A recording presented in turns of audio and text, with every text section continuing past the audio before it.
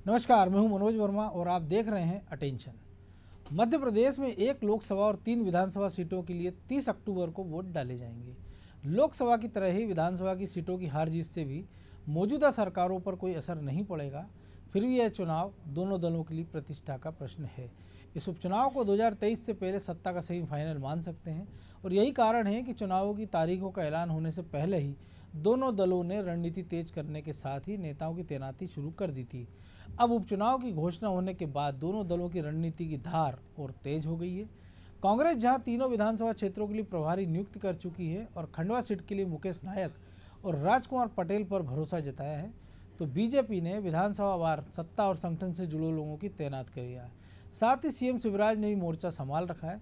इसके अलावा उपचुनाव में जीत का परचम फहराने के लिए भाजपा ने एक बार फिर मंत्री भूपेंद्र सिंह पर भरोसा जताया है। तो इस बीच किसकी रणनीति होगी सफल, अटेंशन में आज हम इसी पर चर्चा करेंगे, लेकिन उसके पहले देखिए हमारी ये खास रिपोर्ट।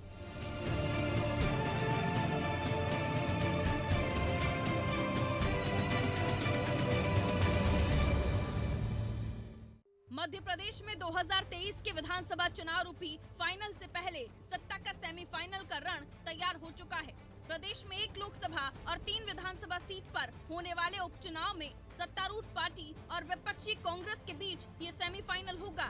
इस चुनाव में हार जीत से तो सत्ता के समीकरण पर कोई असर नहीं पड़ने वाला है, लेकिन 2023 में होने वाले विधानसभा चुनाव से पहले मध्य प्रदेश में ये उपचुनाव 2023 की कहानी तय जरूर करेगा।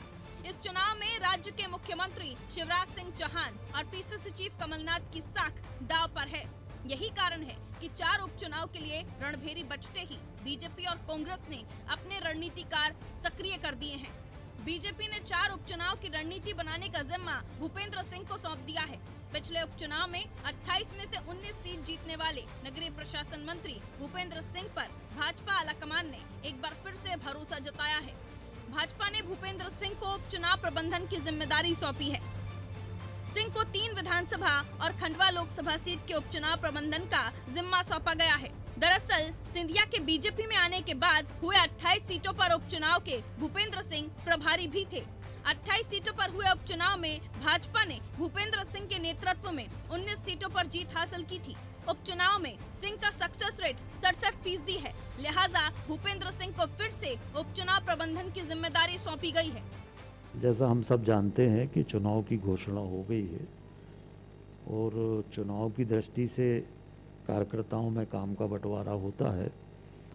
उस बंटवारे के आधार पर जिसको जो जिम्मेदारी मिलती है वो अपना अपना दायित्व संभालते हैं। चुनाव प्रबंधन के नाते एक 15-20 लोगों की टीम होती है जो अध्यक्ष जी बनाते हैं।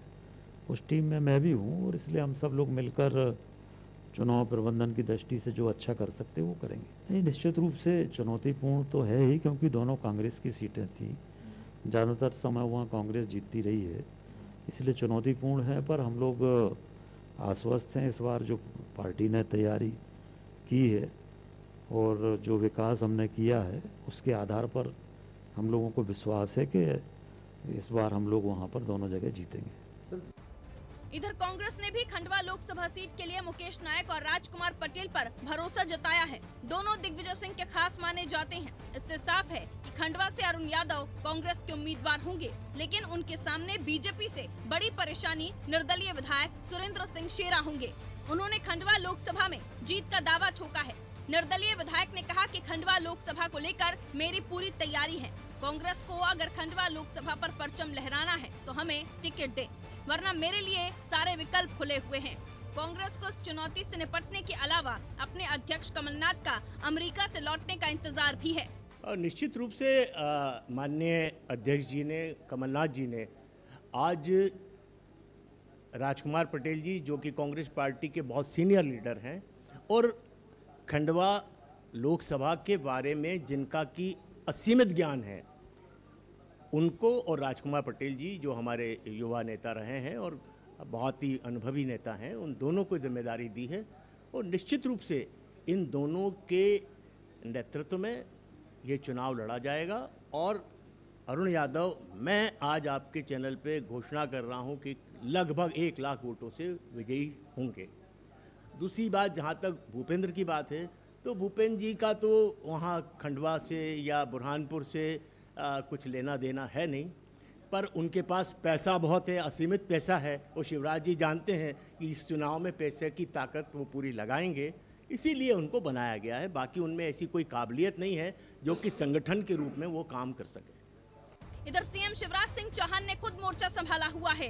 चुनावी क्षेत्रों में उनके ताबड़तोड़ दौरे जारी हैं। उन्होंने पृथ्वीपुर और टीकमगढ़ में सभाओं को संबोधित किया। इस दौरान सीएम ने कहा, अब राहुल गांधी भैया कांग्रेस को डुबाने में लगे हैं। अच्छी बनी बनाई पंजाब की सरकार निपटा दी। अब राहुल भैया अच्छी बनी बनाई पंजाब की सरकार निपटा दी। हमरा मेहनत से खाते वाले के सिंदूर जी में चक्कर में हमरा तो हटाया, सिंदूर भी भाग गया। अब राहुल के होते हुए हमें बीजेपी जहां शिवराज के भरोसे है, वहीं कांग्रेस को दमो मॉडल का सहारा है। लेकिन जीतेगा वही जिसकी रणनीति अच्छी होगी और उस रणनीति को अमली जामा पहनाने की कुव्वत। ब्यूरो रिपोर्ट, अनादि टीवी।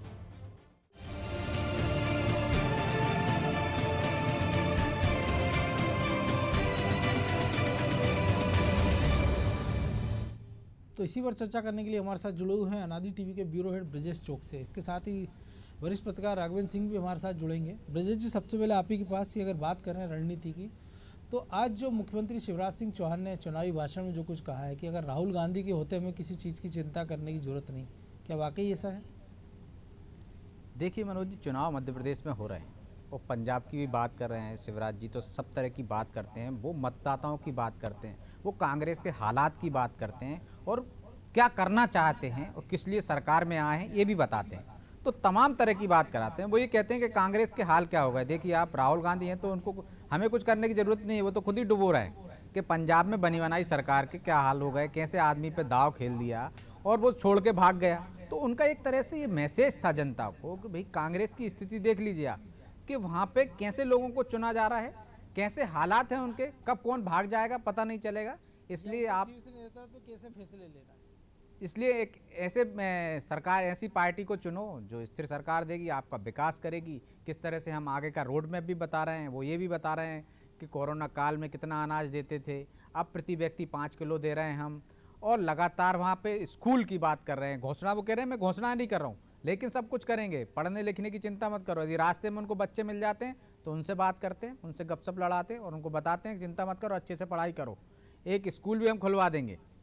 बोले मैं घोषणा नहीं कर रहे हैं, राइस स्कूल खुलवा देंगे, सीएम राइस स्कूल, आप पढ़िए और आगे की ऊंची पढ़ाई के लिए भी आपको जितना खर्चा होगा आपके माता पिता नहीं दे पाएंगे, हम दे पाएंगे। तो शिवराज जी की ये खासियत है मनोज जी, जिस तरह से हम उनकी आम सभाओं में भीड़ देखते हैं, जिस तरह से उनके जन दर्शन जो बात कर रहे हैं, इससे पहले वो लोगों के बीच में जाते रहे हैं, हमेशा जाते रहे हैं, जो हम कांग्रेस में नहीं दिखते। रणनीति के हिसाब से यदि हम बात करें तो यहाँ पे हमें 20 नहीं 21 दिखती है भाजपा, और कांग्रेस हमको शुरुआत ही नहीं दिख रही है। यदि आप भले ही वो कह रहे हैं और रवि सक्सेना कि उन्होंने दावा कर दिया, एक तरह से उन्होंने घोषणा तो अभी कांग्रेस ने की नहीं है कि अरुण यादव लड़ेंगे कि नहीं लड़ेंगे। कमलनाथ जी तो कह रहे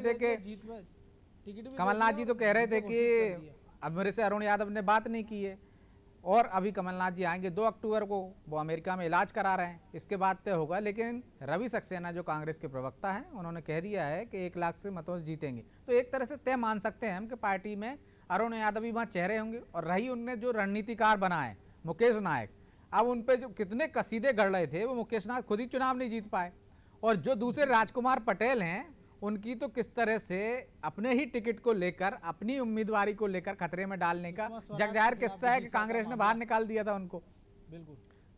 तो मनोज जी, कैसे लोगों को रणनीतिकार बनाया आपने, ये भी देखने की बात होगी कि कैसी रणनीति। वहाँ आप जो सेरा कल तक उनका खास था, आज वो कह रहे हैं कि ऐसे व्यक्ति को, उनकी समर्थक, कमलनाथ के समर्थक ने ट्वीट किया है, खास माने जाते हैं सैयद जाफर, उन्होंने कहा है कि ऐसे लोगों को टिकट की मांग नहीं करना चाहिए कांग्रेस से, जो विचारधारा की बात नहीं करते हों, जो कांग्रेस में शामिल नहीं हों और जो निर्दलीय हों।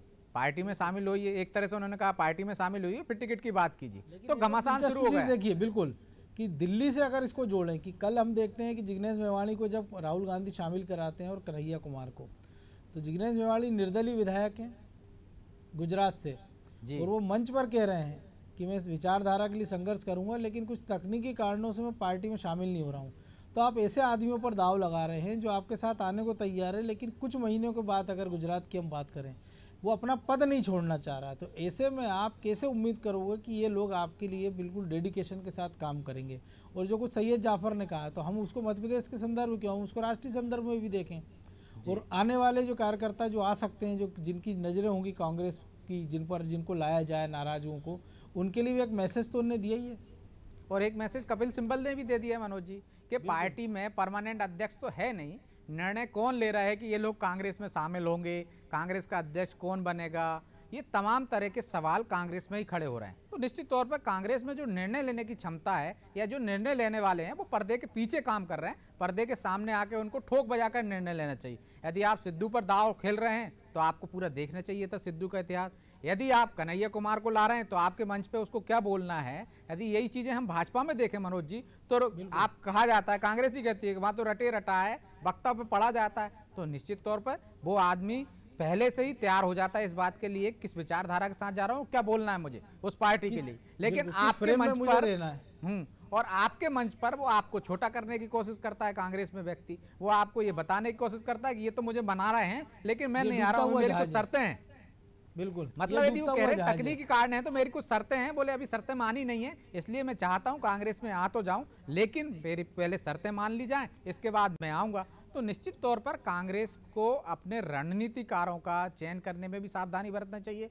और जो यदि वो कोई पार्टी में शामिल हो रहा है तो इतनी हड़बड़ाहट क्यों, पूरा ठोक बजा के देखिए आप कि यदि वो आपकी पार्टी में आने लायक है या नहीं है, आपकी विचारधारा से उसका मेल खाता है या नहीं खाता। वैसे भी कांग्रेस की कोई विचारधारा नहीं है मनोज जी, वो कम्युनिस्टों के सहारे ही आज तक यहाँ तक पहुंची है। और जितने भी देखिए आप, यही वजह है कि वो दूसरे की नाव पे सवार होती है और नाविक नाव लेके भाग जाता है और फिर उनके वहीं डूबने की कगार पे आ जाते हैं। तो आप देखिए कि कपिल सिब्बल ही नहीं, G23 जो नेता है वो बढ़ के 27 भी हो गए हैं।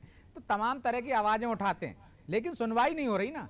तो ये सब लोगों की विचारधारा कांग्रेस की है, ये सब आयतित लोग हैं, दूसरे दलों से आए हैं लेकिन कांग्रेस उन्हें अपनी विचारधारा में ढाल नहीं पाई अपनी बात। जी, जो हम मध्य प्रदेश की अगर हम बात करें या तमाम देश दुनिया के जितने कांग्रेस के बड़े नेता बीजेपी में आए हैं, जो नेता उनकी पार्टी से आता है वो जिस दल में जाता है और खासतौर से अगर बीजेपी में जाए वो, तो वो इतने रम जाते हैं कि ऐसा लगता नहीं कि कांग्रेस से आए हुए। उनका अनुशासन देखिए, कांग्रेस में हम देखते हैं उनका अनुशासन, उसकी कोई उनके पास अनुशासन होता नहीं, लेकिन बीजेपी में उसी अनुशासन में काम करते हैं।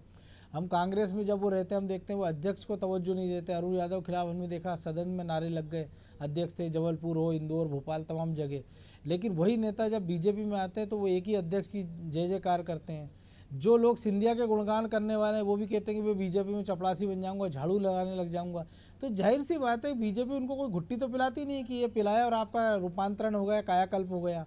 तो ये चीज़ कांग्रेस क्यों नहीं कर सकती है?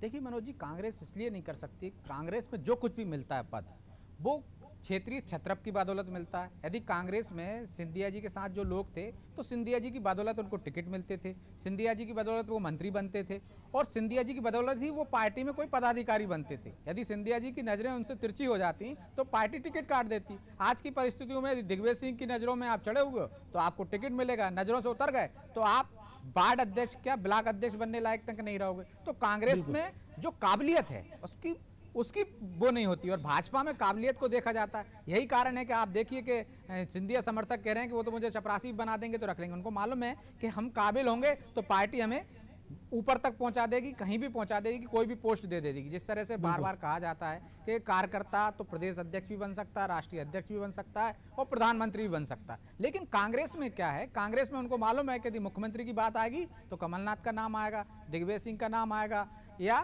फिर कोई बड़े नेता का आएगा, उनके परिवार का नाम आएगा। प्रधानमंत्री की बात आएगी तो राहुल गांधी की बात आएगी या फिर वो जिस पे हाथ रख देंगे उसकी बात आएगी। उसमें काबिलियत है या नहीं है। नहीं तो प्रणब मुखर्जी प्रधानमंत्री बन जाते, नहीं तो अर्जुन सिंह पहले प्रधानमंत्री बन जाते, तो इस काबिलियत प्रधानमंत्री बन जाते। इस काबिलियत का परीक्षण तो इस उपचुनाव में भी हो जाएगा, क्योंकि जब आपके पास मौका था 28 सीटों का, आप लगातार कहते रहे कि सारी सीटें हम जीत जाएंगे, फिर से सरकार बनाएंगे, लेकिन नतीजे जो आए वो 19 सीटें बीजेपी जीत गई।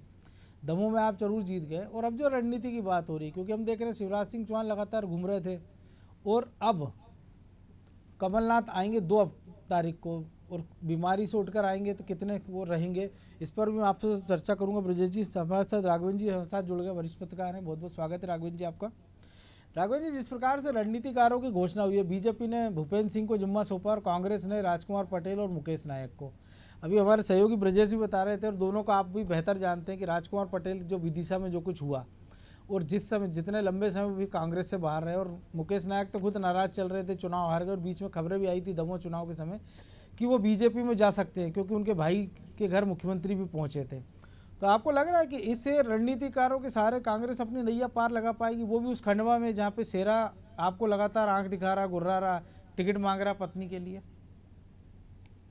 देखिए मनोज जी, दरअसल कांग्रेस के पास जो नई लीडरशिप है उसमें कमी है, युवा नेताओं की कमी है। इसलिए आप राजकुमार पटेल जी की बात करें, मुकेश नायक जी की बात करें, तो मुझे लगता है कि कांग्रेस के पास जो दमदार चेहरे हैं उसमें हम कह सकते हैं कि पीसीसी चीफ के नाते कमलनाथ है, लेकिन आपने कहा कि वो बीमार है और बीमारी के बाद वो कितनी सक्रियता निभा पाते हैं वो देखने की बात होगी। फिर ले देकर उनके पास बचते हैं दिग्विजय सिंह जी, और दिग्विजय सिंह जी कई बार अपने बयानों की वजह से भाजपा का बहुत फायदा कर देते हैं। तो कांग्रेस के पास जो लीडरशिप है, चाहे वो पंजाब से लेकर मध्य प्रदेश की बात करें, तो मुझे लगता है एक शब्द मैं इस्तेमाल करूंगा फिर कांग्रेस से माफी के साथ, कि कांग्रेस लीडरशिप के मामले में थोड़ी सी दिवाली होती जा रही है। उसके पास तंगी है, हाथ ज्यादा तंग है उनका, कि जो युवा नेतृत्व है, जो तजुर्बेकार लोग हैं, वो कितने पार्टी के प्रति वफादार हैं और कितने सक्षम है, कितने जनता से जुड़े हुए हैं। ये बहुत सारी बातें आपने कहा कि शिवराज जी दौरे कर रहे हैं जगह जगह जाके। कांग्रेस में कोई ऐसा लीडर नहीं है जो शिवराज सिंह के बराबर जनता से जुड़ रहा हो या कार्यकर्ताओं से बातचीत कर रहा हो, या हम कहें चुनावी मौके पर ही कांग्रेस के कितने लोग हैं जो कार्यकर्ता के पास जाते हैं। तो कहीं ना कहीं कांग्रेस भाग्य के सहारे भी इलेक्शन लड़ती है। दमोह चुनाव की बात करें तो सबको पता है कि दमोह में जो रणनीति थी वो कांग्रेस की रणनीति थी या भाजपा का खुद का अपना एक गड्ढा था। हम जयंत मलिया जी की नाराजगी की बात कर रहे हैं, उनका टिकट नहीं कट गया था उसकी बात कर रहे हैं, तो बहुत सारे फैक्टर हैं। उसका छिद्राणु विचलन फिर कभी हम बाद में करेंगे, लेकिन दमोह चुनाव को सामने रखकर कांग्रेस ये कहे कि वो बाकी चुनाव जीत जाएगी, तो मुझे लगता है कि थोड़ा सा वो गलतफहमी में है। लेकिन आपने कहा युवा नेतृत्व की बात की है, तो अगर बगल से आप ठीक है इतनी दूर से आप अगर उनको भेज रहे हैं मुकेश नायक को या राजकुमार पटेल को, तो वहाँ पड़ोस से बाला बच्चन की सेवा ले सकते थे, आपके कार्यकारी अध्यक्ष आदिवासी और एक बड़ा हिस्सा आदिवासी वोटरों का है खंडवा में। इंदौर से जीतू पटवारी को भेजा जा सकता था, इंदौर से संजय शुक्ला आपके पास है युवा के तौर पर, इनका उपयोग भी कर सकते थे। एक नाम आप भूल रहे हैं, उमंग सिंगार भी है। उमर सिंगार बिल्कुल, लेकिन शायद दिग्विजय सिंह की नाराजगी के कारण उमंग सिंगार का नंबर ना लगे। इसी के चलते कांग्रेस में युवा नेतृत्व थोड़ा सा कम नजर आ रहा है। आप जीतू की बात कर रहे हैं, आप दूसरे नेताओं की बात कर रहे हैं, हमारा कहना है कि आपकी पर्सनल लाइकिंग डिसलाइकिंग हो सकती है, लेकिन पार्टी के हित में कौन काम करेगा? भाजपा के भीतर बहुत सी चीजें हैं, इनफैक्ट बीजेपी के भीतर भी है, लेकिन बीजेपी के लोग अक्सर अपनी पसंद को एक तरफ करते हैं, पार्टी के हित को मेरे ख्याल से तवज्जो ज्यादा देते हैं या तरजीह ज्यादा मिलती है। तो कहीं ना कहीं कांग्रेस के नेताओं को अपनी पसंद नापसंद एक तरफ रखकर पार्टी के हित के लोगों को आगे लाना पड़ेगा। उसमें चाहे उमंग सिंगार की आप बात कर लें, आप जीतू जराती की बात कर लें, आप और हम तो ये कहते हैं कि जयवर्धन की भी बात कर लें, नकुल नाथ की बात कर लें, क्यों उनको मोर्चे पर नहीं लगाते? जब वो कल भाजपा कांग्रेस के लीडर बनने वाले हैं तो आज से उनको मैदान में उतारना चाहिए और उनको कसौटी पर कसना चाहिए। कांग्रेस अगर ये करेगी तो वो अपने नेताओं को कसौटी पर कसेगी भी और उनको अनुभव भी देगी। हमें लगता है कि कांग्रेस कहीं ना कहीं चूक कर रही है। लेकिन एक और चीज़ भी है ना राघवेंद्र जी, अगर हम पंजाब का ना भी जिक्र करें तो जिस प्रकार से सिंधिया का युवा नेता तो उनका जितिन प्रसाद है या तमाम सारे वो यूथ जा रहे हैं और वो ऐसे लोगों को ला रहे हैं, सिद्धू को लाते हैं, वो बीच में पिच भी खोज जाते हैं और बैट भी लेके घर चले जाते हैं कि मैं ही खेलूंगा। हम बात करें बाकी नेताओं की, वो कन्हैया कुमार को ला रहे हैं, जिग्नेश मेवाणी को ला रहे हैं, मध्य प्रदेश में युवाओं को आगे नहीं आने दे रहे हैं। तो जहाँ वो चॉइस है उनकी तो वैसी है कि जिससे वो पार्टी फिर संकट में, और जहाँ वो युवाओं को इग्नोर कर रहे हैं वहाँ भी पार्टी संकट में, चाहे वो मध्य प्रदेश की बात कर लें, राजस्थान की बात कर लें, तो रास्ता क्या है फिर? और फिर कैसे आप रणनीति बनाएंगे? क्योंकि आप जब एक बड़ा युवाओं का वोटर है, वोट बैंक है, उसको आप एड्रेस नहीं कर पा रहे हो, उसको आप अपने पाले में नहीं ला पा रहे हो, फिर कैसे आप उम्मीद करोगे कि कोई अच्छी रणनीति आप बना लेंगे लेकिन उसको एग्जीक्यूट करने के लिए आपके पास चेहरा नहीं होगा? मनोज जी, दरअसल कांग्रेस बेसिक गलती कर रही है। हालांकि कांग्रेस को बुरा लगेगा कि हमारी पार्टी के लोग माने हमारी पार्टी की बातें इस तरह से पत्रकार करते हैं जैसे कि वो खुद राजनेता हैं, लेकिन कांग्रेस की बेसिक गलती ये है कि वो नब्ज पे हाथ नहीं रख पा रही। कांग्रेस अगर नब्ज पर हाथ रखे, असल में वो चैम्बर पॉलिटिक्स कर रही है, वो कॉर्पोरेट कल्चर की पॉलिटिक्स कर रही है। जमीन पर उनका संपर्क कम हो गया है। पहले जो हाईकमान था उसके अपने लोग हुआ करते थे जो जनता से जुड़े होते थे। अब मध्य प्रदेश में सिर्फ एक आदमी जनता से जुड़ा हुआ है और वो दिग्विजय सिंह है। बिल्कुल, मुझे लगता नहीं कि दिग्विजय सिंह की पसंद से ये लोग बनाए गए होंगे, मुकेश नायक जी या राजकुमार पटेल जी। कहीं ना कहीं इसमें ऊपर के लोगों की बातचीत रही होगी, क्योंकि दिग्विजय सिंह जमीन से जुड़े, उनको मालूम है कि कौन सा आदमी कहाँ काम करेगा, कौन सी बटन को दबाने से कौन सा सुर निकलेगा। लेकिन ये जो मामला है, आपने मुकेश नायक जी की बात की, आपने राजकुमार पटेल जी की बात की, कहीं ना कहीं कांग्रेस के भीतर इन पर डेंट लग गया है, एक दाग लग गया है। और इस वजह से जो कांग्रेस के वफादार हैं, वो कहीं ना कहीं अपने आप को दुखी, उपेक्षित या पीड़ित महसूस कर रहे होंगे। जब अपनों का दिल दुखा के आप जाएंगे, तो मुझे लगता है कि फिर जीत कम मिलती है, थोड़ी सी दुआएं कम हो जाती है, बदुआएं ज्यादा मिल जाती है। जी ब्रजेश जी, जो सवाल मैंने आपसे पहले किया था, दुआ बदुआ भी अपनी जगह, रणनीति भी अपनी जगह, लेकिन मुद्दों की जो बात है अभी तक हो नहीं रही, क्योंकि ओबीसी आरक्षण की बात हो रही थी। अभी दोनों दल फिलहाल शांत है। आदिवासियों को लेकर बीजेपी जरूर चिंता जता रही, जैस का बढ़ता प्रभाव है, आदिवासी वोटों की चिंता हो। कांग्रेस ने भी रैली निकाली थी, लेकिन बड़वानी के बाद एकदम वो शांत हो गए, अब आदिवासी मुद्दों पर बात नहीं कर रहे। और जो राघवेंद्र जी ने भी कहा कि हमने भी कहा कि बाला बच्चन का उपयोग नहीं कर रहे हो, उमंग सिंगार को आपने भुला दिया है लगभग, हीरा सिंह अलावा आपसे पर नाराज है, तो आदिवासी वोटों को आप साधोगे कैसे? क्योंकि खंडवा में अगर जीत चाहिए तो आदिवासी वोटर तो निर्णायक रहेंगे वहाँ। देखिए मनोज जी, मुद्दों की बात करें हम, पहले तो मुद्दों तो यदि वो युवा नेतृत्व में कंगाल है जिस तरह से राघवेंद्र जी कह रहे हैं, लेकिन मुद्दों में कंगाल नहीं है कांग्रेस, लेकिन वो मुद्दे उठा नहीं पाती, ये बात अलग है। मुद्दे पकड़ नहीं पाती, वो नब्ज को दबा नहीं पाती, वो नब्ज से को पहचान नहीं पाती शायद, या पहचानती भी है तो अनदेखा करती है। तो मुद्दे की कोई कमी नहीं है। रही बात रणनीति का हिस्सा है मनोज जी, कि यदि आप आदिवासी वोट बैंक को कैसे साधोगे, तो आपको उस वर्ग के नेताओं को उतारना पड़ेगा। आप ओबीसी को कैसे साधोगे? दिक्कत ये है, जो आज हमने पूना की एक खबर देखी है कि कोरोना के इंजेक्शन की पूछताछ करने गया था मरीज, और उसको रेबीज का इंजेक्शन लगा दिया। तो इंजेक्शन तो लगा रहे हैं, लेकिन गलत लगा रहे हैं, गलत इंजेक्शन लगा रहे हैं, दिक्कत हो रही है। वही हालात है मनोज जी। यदि आप उमंग सिंगार का वहाँ इस्तेमाल नहीं कर रहे हो, क्योंकि आदिवासी बहुल क्षेत्र है, यदि वहाँ बाला बच्चन का आप इस्तेमाल नहीं कर रहे हो, तो निश्चित तौर पर आपकी रणनीति में चूक है। आप कैसे लोगों का वहाँ चयन कर रहे हो, कैसे रणनीतिकार होंगे, और किन लोगों को आप मैदान में उतारोगे, तो ये सब चीज़ें आपको देखना पड़ेंगी। वो भाजपा देख रहे हैं। हमने देखा है कि मुख्यमंत्री ने जिस तरह से बैठक ली है, प्रभारियों को नियुक्त किया है, जातिगत आधार पर किस तरह से किसकी कैसी ड्यूटी लगाई जाएगी, कैसे किसका इस्तेमाल किया जाएगा, किस मंत्री का, उस रणनीति के हिसाब से हम देखते हैं तो भाजपा हमें बहुत आगे नजर आती है। कांग्रेस में चूंकि अभी तो उनका नेता ही देश में नहीं है, तो जब वो आएंगे, रणनीति बनाएंगे, तब तक नर्मदा में बहुत सारा पानी बह चुका होगा, बहुत सारी चीज़ें सेटल हो चुकी होंगी। जिस तरह से हम देख रहे हैं कि शिवराज जी लगातार दौरे कर रहे हैं, प्रदेश अध्यक्ष दौरे कर रहे हैं, मंत्रियों को उतार दिया है, कमेटियां बना दी हैं। और अभी हम भाजपा कांग्रेस की बात करें मनोज जी, तो वहाँ तो कोई सिर्फ 2 प्रभारी आपने बना दिए, वो भी आज बना दिए हैं चुनाव की घोषणा होने के बाद। तो उनके बनाने से क्या हो, यहाँ तो प्रभारी पहले ही बना चुके हैं, फीडबैक ले चुके हैं। आप तो वहाँ रस्साकसी चल रही है, आपकी झगड़े चल रहे हैं। अब कहा जा रहा है कि 2 अक्टूबर को कमलनाथ जी आएंगे, वो आपके बूथ प्रभारियों और वहाँ के लोकल लोगों की बैठकें लेंगे। तो अब जब बूथ प्रभारियों से आप अब बात करोगे, तो वो जाके काम कब करेंगे? जब तक तो भाजपा वहाँ बहुत सारा काम कर चुकी होगी। वो अपने मतदाता से, पन्ना प्रमुख बनाते हैं, वो अपने एक एक मतदाता से मिल चुकी होगी। जब तक आपके वार्ड के प्रभारी, आपके बूथ के प्रभारी मैदान में उतरेंगे, तब तक वो लोगों के मन में जो बात उठ रही होगी, जो आशंकाएं होंगी, वो दूर कर चुके होंगे, जो अपनी बात फीड कर चुके होंगे, जो कि आपको पहले जाके करना चाहिए था। तो आप चाहते तो पहले ही उपचुनाव आने वाले हैं, आपको पता था, तो आपने क्यों नहीं उम्मीदवार घोषित किए, क्यों नहीं रणनीति नहीं बनाई? आपने पहले ही रणनीति बना लेते, प्रभारी नियुक्त कर देते। आपकी तैयारियां वैसे ही पीछे दिख रही हैं। अब आप प्रभारी बना रहा हो, अब ये प्रभारी क्या फीडबैक देंगे? शायद उनके दमोह मॉडल में एक चीज़ ये भी हो कि कुछ ना करें। मनोज जी, यही है उनका दमोह मॉडल, कि उनको लगता है कि हमें कुछ नहीं करना, जनता सरकार से नाराज होगी। उस समय परिस्थितियां अलग थी, कोरोना काल चल रहा था, लोगों ने नाराजगी व्यक्त की अपनी, तो नाराजगी सरकार से कहाँ निकालता है व्यक्ति? वोट के माध्यम से निकालता। तो तत्कालिक जो गुस्सा होता है वो ज़्यादा फूटता है मनोज जी। तो उस गुस्से के कारण जो हार हुई, मुझे नहीं लगता है कि वो दमोह का मॉडल यहाँ पे उतना कारगर साबित होगा, कि उतनी असरकारक साबित होगा, क्योंकि कांग्रेस ने उसके लिए कोई मेहनत नहीं की। कोई मॉडल ही नहीं है उनका। मॉडल है कि जनता बनाम सरकार की लड़ाई हो और हमारे भाग से ठीका फूट जाए। तो ये उम्मीद है, मुझे नहीं लगता कि वो परवान चढ़ पाएगी। राघवेंद्र जी, एक छोटा सवाल आपसे भी, कि हम बीजेपी की अगर बात करें, भूपेंद्र सिंह को उन्होंने प्रभारी बना दिया है और बाकी जो उनकी टीम रहेगी, तो हम बीजेपी में देखते हैं जिसको भी मुखिया बना दिया जाता है, पूरी टीम उसके हिसाब से काम करने लगती है। लेकिन कांग्रेस के साथ हमने देखा 2 प्रभारी अलग रहेंगे, विधानसभाओं के अलग रहेंगे, 2 हो सकता है दिग्विजय सिंह के समर्थकों, हो सकता है कमलनाथ का समर्थक हो, या बाकी किसी और का। तो ये किसी एक नेता की सुन पाएंगे अगर कमलनाथ को छोड़ दे तो ये जो सुर फुटबल होगी बाद में, उस पर काबू कैसे पाएगी कांग्रेस? क्योंकि पहले तो अपना घर सुधारना है, फिर दूसरे से लड़ना है। देखिए, आपने कहा कि कमलनाथ की वो सुनेंगे।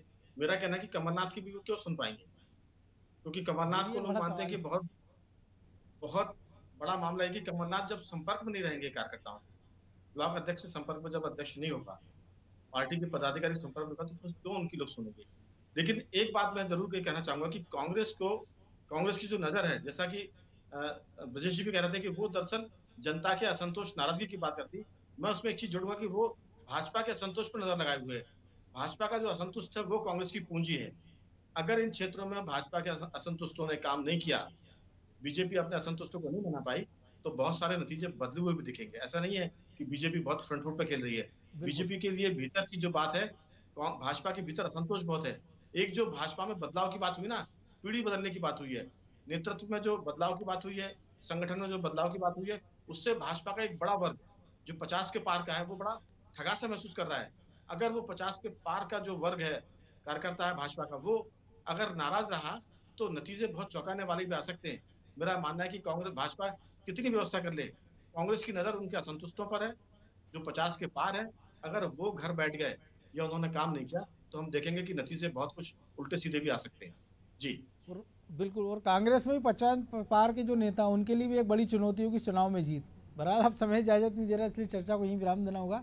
आप दोनों का बहुत बहुत धन्यवाद। तो निश्चित तौर पर कि दोनों पार्टियों ने अपने रणनीति बनाई है, रणनीतिकार भी मैदान में उतार दिए, लेकिन जब आप कोई रणनीति बनाते हैं और आधे अधूरे मन से उसको लागू करते हैं, तो उसके नतीजे हमेशा अच्छे नहीं होते हैं। महाभारत का प्रसंग सबको पता है कि चक्रव्यूह में तो आप घुस गए हो, लेकिन निकलने का रास्ता पता नहीं है, तो आपका वध होना निश्चित है।